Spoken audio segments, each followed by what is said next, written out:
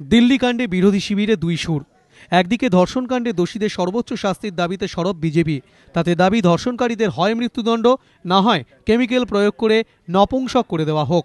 সুষমা স্বরাজ বলেন, দিল্লি কাণ্ডে 23 বছরের তরুণীর মৃত্যু গোটা দেশের বিবেককে নাড়িয়ে দিয়েছে।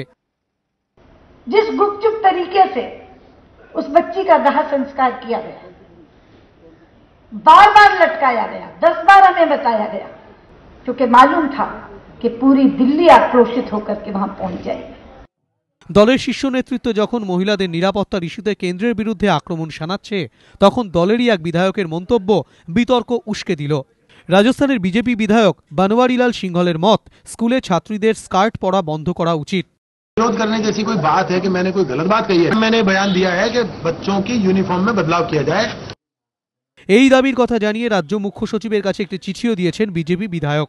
এদিকে বনওয়ারিলালের এহেন মন্তব্যে শুরু হয়েছে তীব্র বিতর্ক। সমালোচনায় সরব সাধারণ স্কুল পড়ুয়া থেকে বিশিষ্ট জনেরা। अंकल ने बयान दिया है, वो बयान बिल्कुल गलत है।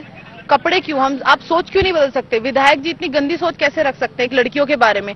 जो गैंगरेप हुए, दिल्ली में हुए, अलवर में हुए, वो अपनी सोच क्यों नहीं बदल सकते? लड़कों को क्यों नहीं कह सकते वो अपनी सोच बदले? कौन सा बच्चा, कौन सी लड़की स्कर्ट नहीं पहनना चाहती? मैं खुद स्कर्ट पहन के खेलती रही हूँ टेनिस, मैं खुद स्कर्ट पहन के यूनिवर्सिटी जाती रही हूँ। तो क्या मैं गंदी थी? क्या मैं बदमाश थी? क्या मैं घटिया थी? क्या मैं बैड कैरेक्टर थी? स्कर्ट पहनने से कोई लड़की खराब नहीं होती। এদিকে এদিন রেলমন্ত্রী পবন বনশাল আশ্বাস দিয়েছেন, ট্রেনে সফর করার সময় মহিলাদের নিরাপত্তায় বাড়তি জোর দেওয়া হবে। এবিপি আনন্দ।